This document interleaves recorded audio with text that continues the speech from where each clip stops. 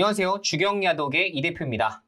자, 진짜 역사적인 날입니다. 코스피 지수가 5.6% 급등, 코스닥 지수가 무려 7.3% 급등이 나왔습니다. 사실 저도 이제 주식 투자하면서 이렇게 7%가 넘는 코스닥 상승률을 본 적이 있나? 라는 생각이 들 정도로 굉장히 큰 급등이 나왔는데요.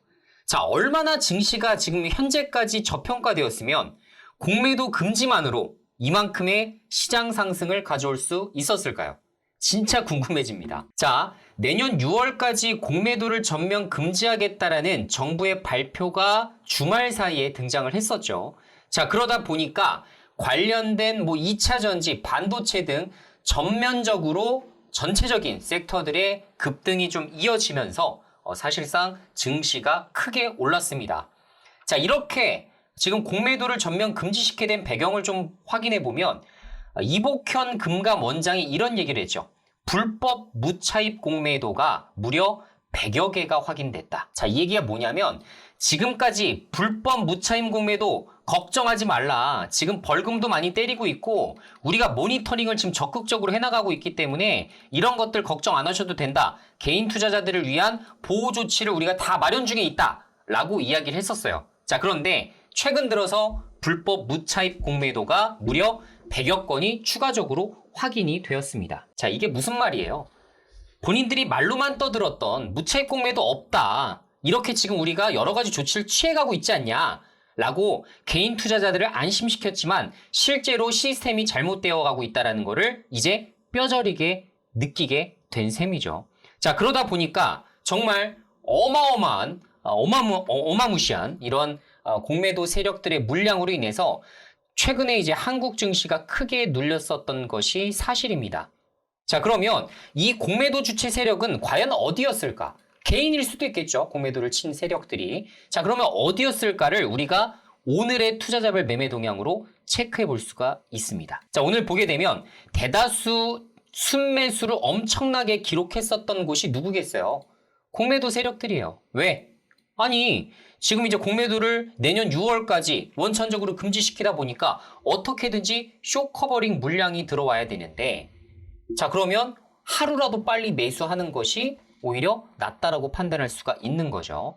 자, 오늘 정말 아주 눈에 띄게 굉장히 힘들죠. 외국인의 이렇게 순매수 양상을 굉장히 보기 힘들었는데 외국인뿐만 아니라 기관에서도 이렇게 순매수가 적극적으로 유입되기 시작하면서 사실상 공매도 주축은 개인 세력이 아니라 어디였다? 외국인과 기관이었다를 다시 한번 확인해 볼 수 있었던 상황으로 우리가 볼 수가 있을 것 같습니다. 자, 개미들 아우성에 공매도 전격 금지했다. 멀어지는 한국의 자본시장 선진화.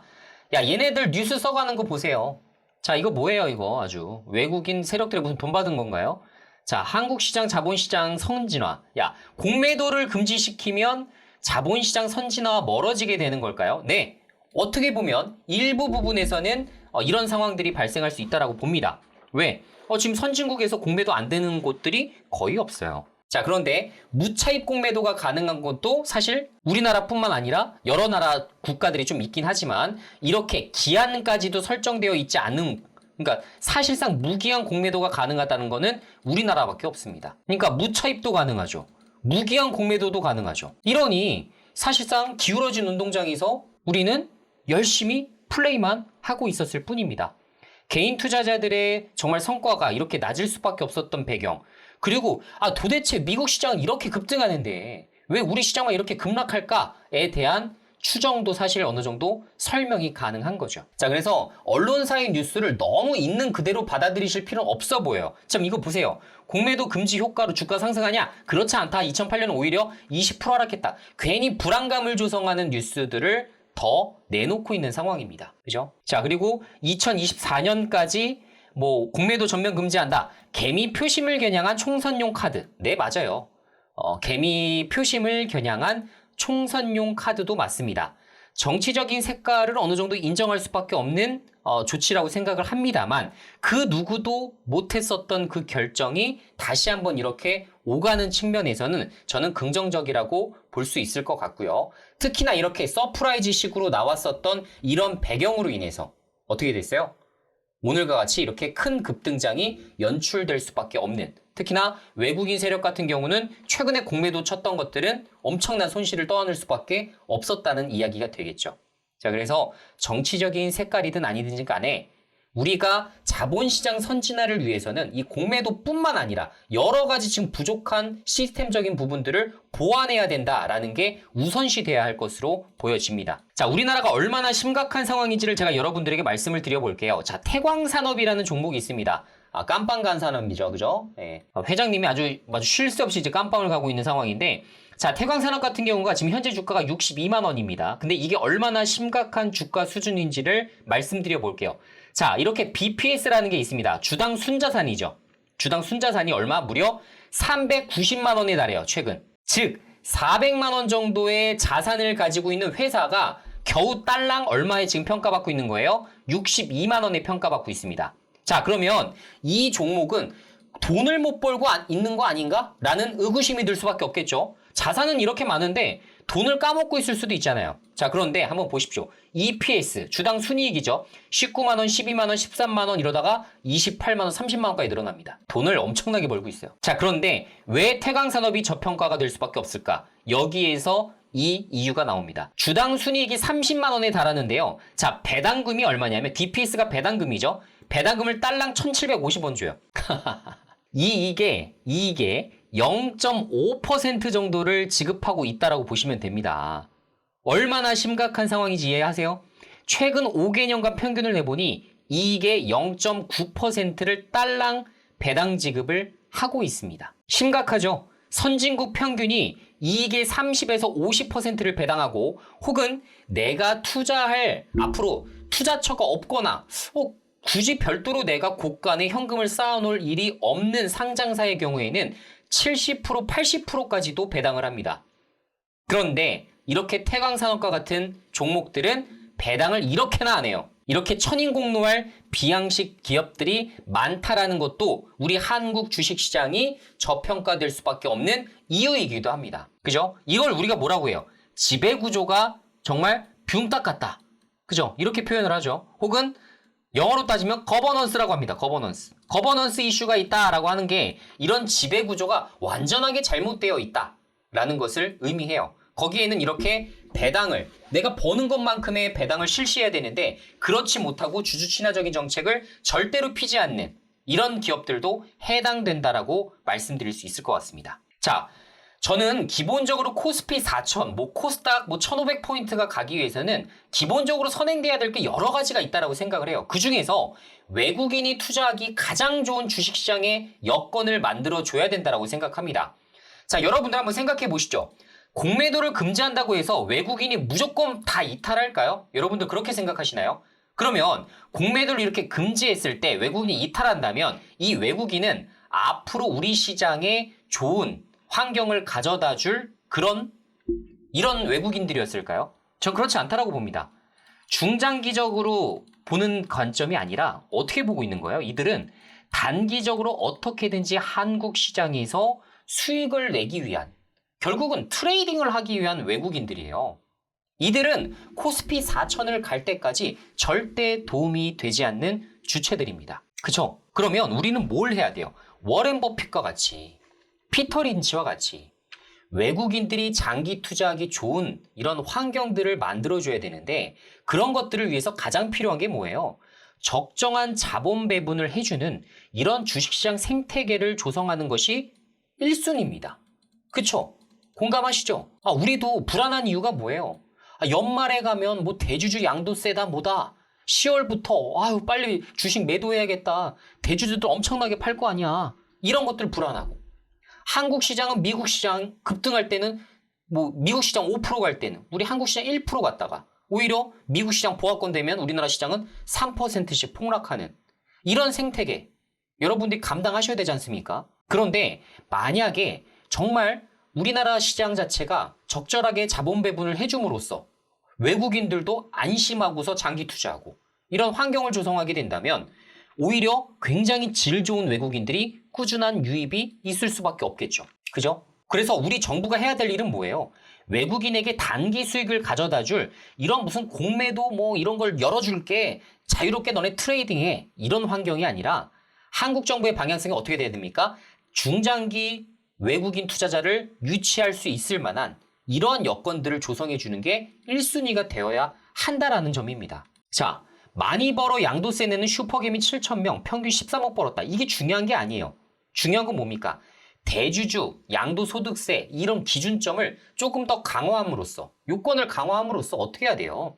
슈퍼개미를 위한 정책이 아니에요, 여러분들. 이거는 안정적인 주식시장 요건을 만들기 위함입니다. 아니, 진짜 희한한 게 전 세계적으로 우리나라밖에 없어요. 이 양도세 회피를 위해서 10월 달부터 12월 달에 이렇게 하락장이 나오는 건 우리나라밖에 없습니다. 진짜 특이한 점이잖아요. 그죠? 다시 한번 말씀드리지만 코스피 4천을 위해서는 외국인이 장기 투자할 수 있을 만한 환경을 조성하는 게 제일 중요하다. 매년 10월 달부터 12월 달 외국인들의 이탈의 요인이 되어서는 안 된다는 점이에요. 제발 이런 것들이 잘 고쳐졌으면 좋겠습니다. 그래서 지금 현재 대주주 이런 조건조차도 요건을 전 20억으로 강화를 하든 그 이상으로 강화하든 여러 가지 부분들이 정말 선행되어야 된다고 생각을 하고 있습니다. 자, 한투연에서 이런 얘기를 해요. 상법 이사 충실 의무 개정 통과에 대해서 촉구를 한다라는 점인데요. 한투연 같은 경우는 사실 비영리 단체입니다. 그러다 보니까 주식 투자자들을 위한 정말 그런 환경을 조성하기 위한 정책적인 부분들에 대해서 계속적으로 어필을 하고 있는 단체인데요. 자, 코리아 디스카운트를 해소하기 위해서는 무엇이 필요하다고 했어요?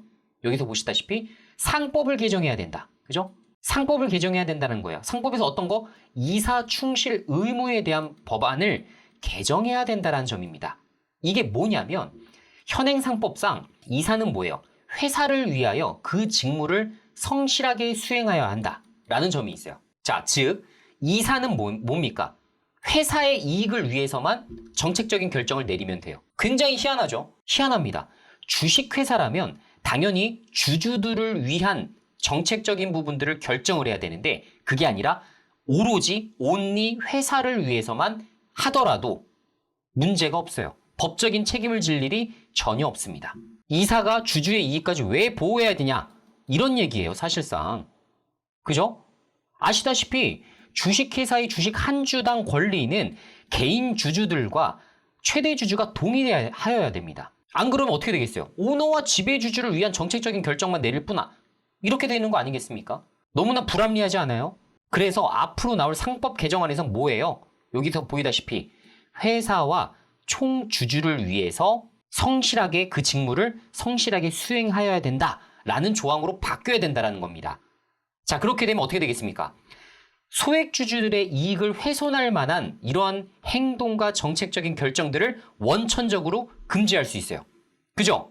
자, 그러면 우리나라가 지금까지 저평가받고 있었던 배당을 적게 준다든가 혹은 투자도 하지 않을 거면서 배당을 안 주고 자사주를 매입하고 오히려 자사주를 시장에 내다 파는 이런 말도 안 되는 행위들이 원천적으로 금지될 수밖에 없습니다. 즉, 소액주주들을 위한 결정들을 내려야 되기 때문에 배당도 증액될 것이고 자사주의 매입은 곧 자사주의 소각을 의미할 수도 있겠고요. 그리고 개인 회사들, 예를 들어 대주주의 뭐 정말 비상장 자회사, 그죠? 비상장 회사들을 다 만들어 놓고 거기다가 일감 빼돌리는 이런 일들은 원천적으로 금지가 될 수밖에 없습니다. 이러한 것들을 하는 거 우리나라밖에 없어요. 자, 이 상법만 정말 개정 통과가 된다면 우리나라 어떻게 하나? 코스피 4천 갈 수 있습니다. 정말입니다. 자, 외국인이 장기적으로 투자할 만한 요건 조성을 해주는 것이 코스피가 4천 갈 수 있는 유일한 방법이다 라고 생각하셔야 될 것 같고요. 우리가 장기적으로 2005년 때부터 거의 박스권 증시가 유지되고 있는 이유는 정말 주주들에게 정말 많은 것들을 해주지 않고 어떻게 돼요? 오히려 진짜 상장할 때에만 주주들을 위한 우리 회사 좋습니다. 주주님들 저희 회사에 투자해 주십시오 라고 해놓고 막상 상장하면 어떻게 됩니까? 본인들의 이익을 위해서 이사회에서 어떻게 해요? 월급 확 올려버리고, 그죠? 급여를 막 10몇억 하다못해 돈도 못 버는 회사가 이사 연봉이 100억이 넘습니다. 이런 것들이 가능하다는 거예요. 정말 잘못된 거겠죠. 그래서 이러한 요건 조성을 해주는 것이 우선시되어야 된다. 자, 그리고 롱숏 전략을 위한 공매도 완화가 증시에 정말 장기적인 상승 요인, 외국인들이 엄청나게 우리 시장에 투자할 요인이 되지는 않는다라는 점을 다시 한번 명시할 필요가 있겠고요. 단타는 지수 상승에 아무런 도움이 되지 않습니다. 공감하시죠? 그래서 장기 주주를 위한 정책적인 부분들이 무조건 선행되어야 된다라는 거를 말씀드리겠습니다.